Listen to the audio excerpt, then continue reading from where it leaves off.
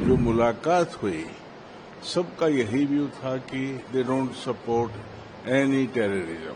एक बात जो खुल के सामने आई और हर एक ने खुल के समर्थन किया कि जो भारत उग्रवाद की लड़ाई लड़ रहा है, अकेले भारत के लिए नहीं लड़ रहा, वो पूरी दुनिया के लिए लड़ रहा है। कोई देश दुनिया में नहीं चाहता है कि आतंकवाद फले फूले, पाकिस्तान और उसके चिंटू मिंटू को छोड़कर। 5 देशों में हमें जाने का हमारा प्रोग्राम बना और मैं ये कहूंगा कि सभी जगह हर तरह के सरकारी ब्यूरोक्रेट से, पॉलिटिशियन से, बिजनेसमैन से, मीडिया से, थिंक टैंक से, सब लोगों से जो मुलाकात हुई सबका यही व्यू था कि they don't support any terrorism. और आप तो जानते हैं कि पूरी दुनिया जो है टेररिज्म का शिकार है इस वक्त। हमने उनको एक्सप्लेन किया कि भाई देखिए इस तरह से पिछले काफी समय से और पूरे देश की जो हमारी सिस्टम है उसको एकता है, जो फैब्रिक है उसको डिस्टर्ब करने की कोशिश की जा रही है। लेकिन सभी लोगों ने पूरा सपोर्ट किया और सब सहमत हुए कि ये जो है जो पहलगाम में था ये एक बहुत ही डास्टरली एक्ट था and we don't support this and we stand with India on this issue. So this was very clear. बहुत सक्सेसफुल रहा विजिट और इसमें कोई दो शक नहीं। आज स्पेनिश विदेश मंत्री से मुलाकात हुई, उनसे बात हुई। He was very clear. हमारे बोलने से पहले उन्होंने बोल दिया we don't support this and we stand with you. So very clear. हमने अपना व्यू पॉइंट भी रखा अगर भी ऐसे जो इंटरनेशनल फंड्स हैं, मॉनेटरी फंड है, जैसे IMF है, ये जो है टेररिस्ट स्टेट्स को जो फाइनेंस प्रोवाइड करते हैं तो उसका डेवलपमेंट की बजाय उसका यूज जो है वो टेररिस्ट एक्टिविटीज के लिए होता है, टेररिस्ट इंफ्रास्ट्रक्चर के लिए होता है, तो उसके ऊपर में लगाम लगनी चाहिए। आप क्योंकि ये सब लोग या तो यूरोपियन यूनियन के, ये तो सभी यूरोपियन यूनियन के मेंबर हैं, या तो इनमें से कुछ मेंबर जो है UNSC के आज मेंबर हैं या कुछ कल होने वाले हैं। तो सबको एक्सप्लेन किया कि भाई ये जो इस इशू के ऊपर में पूरी दुनिया को एकजुट होके और इसके खिलाफ लड़ाई लड़नी चाहिए। सर, कुछ ऐसा संदेश या कुछ ऐसा सुझाव दिया गया आपके इस तमाम जो लॉ मेकर्स हैं 5 देशों के, उनसे मीटिंग हुई, आप लोगों से कोई सुझाव दिया गया या कुछ अलग उनकी कुछ क्वेश्चंस थे, कुछ क्वेरीज थे? नहीं, जनरल क्वेश्चंस थे, जनरल क्वेरीज थी। आगे भाई ये कैसे और कैसे हुआ। हमने पहले ही अपने जब प्रेजेंटेशन हम लोग करते थे 5 के 5 मेंबर, तो सब एक्सप्लेन पहले ही कर देते थे, तो उनको ज्यादा कोई स्कोप रह नहीं जाता था पूछने का, क्योंकि हम पूरा कोऑर्डिनेटेड वे में सब बातों को उनके सामने रख रहे थे। अनेकता में एकता हिंद की विशेषता, और yes. ये जो डेलीगेशन है साफ और एकदम क्लियर लाउड मैसेज जा रहा था, क्योंकि बहुत ही इंटरेस्टिंग था ये देखना कि आप सभी अलग अलग पार्टी का प्रतिनिधित्व करते हैं। यहाँ पर जितने भी MPs आए, एक रूलिंग पार्टी के थे, उसके अलावा आप RJD से, आम आदमी पार्टी से, समाजवादी पार्टी से, तमाम अलग अलग पार्टी के DMK की जो हेड वो लीड कर रही थी। तो जिस तरीके से कोई ऐसा आप लोगों को लगा कोई, क्योंकि वैसे हम लोग को पार्टी ओपिनियन जो पार्टी पॉलिटिक्स है वो अलग है, आप लोगों की आइडियोलॉजी भी अलग है, लेकिन यहाँ जब बात भारत की हुई तो आप लोग बिल्कुल एकजुट थे आप लोग। और ये स्थिति इनके लिए बड़ी यूनिक थी।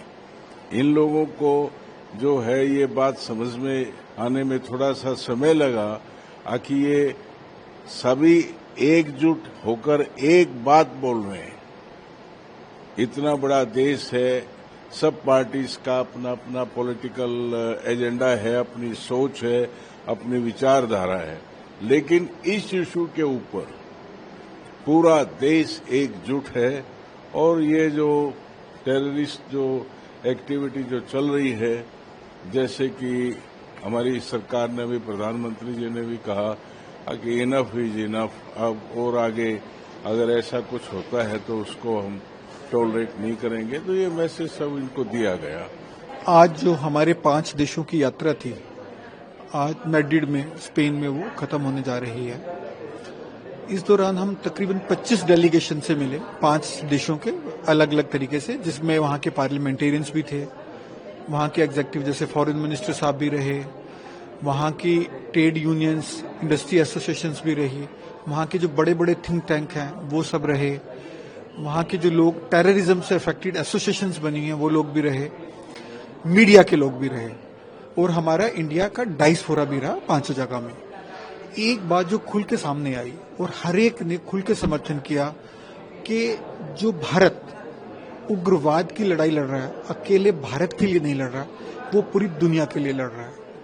जो भारत के प्रधानमंत्री उग्रवाद के खिलाफ ये लड़ाई लड़ रहे हैं, वो पूरी दुनिया के लिए लड़ रहे हैं। जो भारत का ध्येय है वासुदेव कुटुंबकम, कि पूरा विश्व एक परिवार है और पूरा विश्व ग्रो करे, पूरे विश्व में शांति हो, और उसके लिए जो प्रधानमंत्री जी ये काम कर रहे हैं वो उनके साथ खड़े हुए हैं। और मुझे हम सबको देख के इतनी प्रसन्नता महसूस हुई कि जो भारत की लड़ाई है उसमें पूरा विश्व भारत के साथ खड़ा है, पूरा विश्व भारत के प्रधानमंत्री के साथ खड़ा है, पूरा विश्व भारत की जनता के साथ खड़ा हुआ है कि यही वो लोग हैं जो इस उग्रवाद की लड़ाई को समाप्त करने में दुनिया में अपना योगदान दे सकते हैं।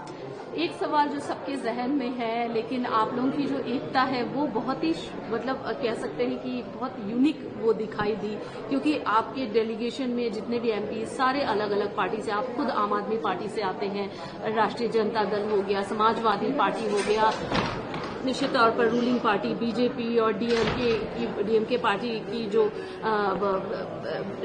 लीडर हैं कनिमोझी जी, वो लीड कर रही थी इसको। लेकिन एक भारत की जो ताकत है, क्योंकि आप लोगों के डिफरेंसेस हमेशा से दिखे हैं पार्लियामेंट में अलग अलग, और वैसे भी आप लोगों के अलग सुर होते हैं क्योंकि अलग अलग आइडियोलॉजी, अलग अलग पार्टी से आप लोग आते हैं, लेकिन यहाँ पर जो एकजुटता दिखी, कोई ऐसा मोमेंट, कुछ ऐसा अगर आप शेयर करना चाहें हमसे। देखिए, जो भारत है, भारत की बहुत खूबियां हैं। एक जो सबसे बड़ी खूबी है विभिन्नता में एकता, यूनिटी इन डाइवर्सिटी। भारत में कितनी भाषाएं बोली जाती हैं, 30 के करीब तो भाषाएं बोली जाती हैं, उससे भी ज्यादा होंगी। कितने धर्म हैं, कितने संप्रदाय हैं, कितने समुदाय हैं, लेकिन कितनी पॉलिटिकल पार्टीज हैं। लेकिन जब देश की इज्जत की बात आती है, जब देश की रक्षा की बात आती है, जब देश के सम्मान की बात आती है, तो सब एक है। 140 करोड़ भारतीय एक है। ये बात हम पूरे तरीके से पूरी दुनिया को ये बता पाए। जो मेरी पार्टी का मेरा डेलीगेशन था, इसमें 5 पार्टीज के लोग हैं, जिसमें 4 ओपोजिशन के हैं, लीडर भी ओपोजिशन का है, रूलिंग पार्टी बीजेपी का सिर्फ एक है। जब हम जाते थे देशों के राजनायकों से मिलने, देशों के मंत्रियों से मिलने, वहां के पार्लियामेंटेरियन से मिलने, वहां के थिंक टैंक से मिलने, सब हैरान होते थे कि अरे आप सब एक हैं। तो हमें लगता था ये क्या प्रश्न पूछ रहे हैं, भारत तो हमेशा एक रहा है, हमेशा एकजुट खड़ा है, भारत की एकता के लिए एकजुट खड़ा है, और ये पुरानी परंपरा है, और उसी परंपरा को जो हमारे प्रधानमंत्री जी आगे लेके जा रहे हैं, हम उनके साथ खड़े हैं। देश पाकिस्तान के आतंकवाद से जूझ रहा है और सरकार ने सर्वदलीय पार्लियामेंट्री कमेटी को भेजने का फैसला लिया, तो मैं आभारी हूं अपने राष्ट्रीय अध्यक्ष जी का, जिन्होंने मुझे चुना इस सर्वदलीय समिति के साथ आने के लिए। और मुझे संतोष इस बात का है कि जिस उद्देश्य को लेकर, जिस उम्मीद को लेकर आए, हम उसको पूरा करने में सक्षम रहे हैं। कोई ऐसा देश नहीं रहा जिसने आतंकवाद के खिलाफ हमारे साथ खड़ा होने की बात न किया हो। कोई देश दुनिया में नहीं चाहता है कि आतंकवाद फले फूले, पाकिस्तान और उसके चिंटू मिंटू को छोड़कर। अब सवाल ये है कि अगर पहले स्टेज को हमने पार कर लिया, क्या हर देश और वहां की सरकार कह रही है कि आतंकवाद की इस लड़ाई में हम आपके साथ हैं, तो उनका सहयोग लेकर पाकिस्तान को अलग थलग कैसे किया जाए, अब ये सरकार के ऊपर निर्भर करता है। जो हमारी लिमिटेड रिस्पांसिबिलिटी थी, उसको सारे हमारे प्रतिनिधिमंडल के साथियों ने मिलकर एक स्वर से पार्टी से ऊपर उठ के 140 करोड़ भारतीयों की आवाज को बुलंद किया है, और हम समझाने में सफल रहे हैं मैंने भी व्यक्तिगत रूप से जो मैं समझता हूं और मैं पहले से भी आर्टिकल लिखा करता था कि पाकिस्तान दुनिया का सबसे बड़े आतंकवादी गिरोह पाकिस्तान की सेना है। पाकिस्तान की सेना के डीएनए में ही आतंकवाद है।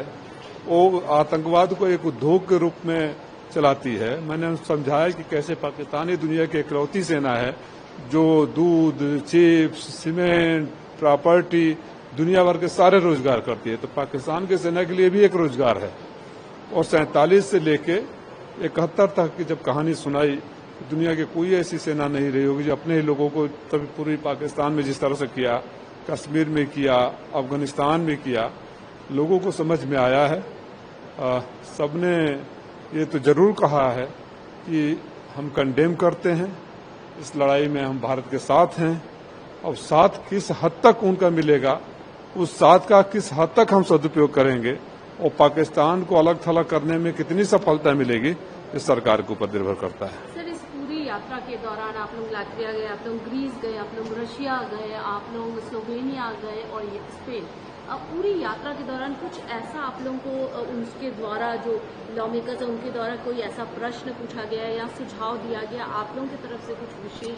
देखिए, प्रश्न तो जो उनके कंफ्यूजन थे दूर किए। सुझाव हर देश यही देता था कि सीज फायर कंटिन्यू रहना चाहिए, आपस में बात करना चाहिए, हम मीडिएट कर देते हैं। तो हमने 2-3 बातें स्पष्ट किया कि तीसरा पक्ष का कोई रोल नहीं है, बायलैटरल इशू है। हमारा फंडामेंटल ये वो है कि बायलैटरल इशू, तीसरा पक्ष का रोल नहीं है। और जब बात करने की आप लोग सलाह देते हैं तो आपने भी देखा होगा कि मैंने हर जगह उनसे पूछा कि बात करें तो किससे करें।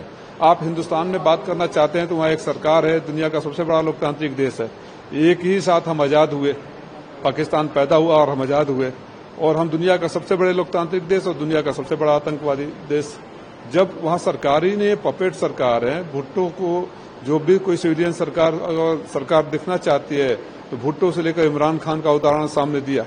तो अगर कोई सरकार तो होनी चाहिए। और जब तक आतंकवादी हमले होते रहेंगे, हिंदुस्तान की 140 करोड़ जनता का निर्णय है, किसी पार्टी और सरकार का निर्णय नहीं है। और हिंदुस्तान की 140 करोड़ जनता सेना के साथ खड़ी है।